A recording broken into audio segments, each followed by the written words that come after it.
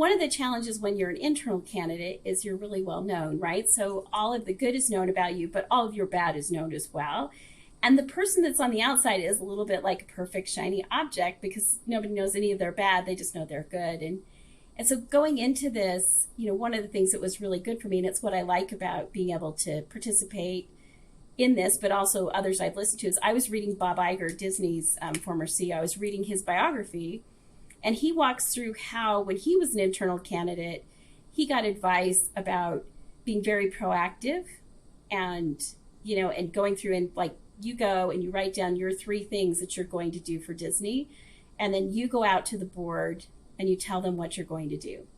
So I was reading that at the same time this whole process was going on. And I thought, well, that's a brilliant idea. I'm going to kind of take his idea and modify it. And I did the same thing. So I wrote down, here's where I want to take our methods. And then I talked to the CEO at the time and I said, are you comfortable with this? And he was. And I met with all the board members and said, here's where I want to take our methods.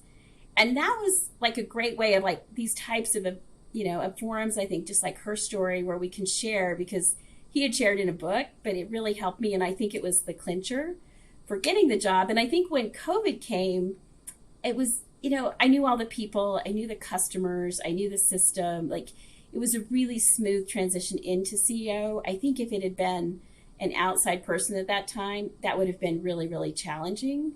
And so I think it kind of worked for all of us actually without knowing that was coming. But it was a nice, smooth transition in. There wasn't a big learning curve about the business, which I think helped me focus on some of the other aspects of being, ready to be CEO.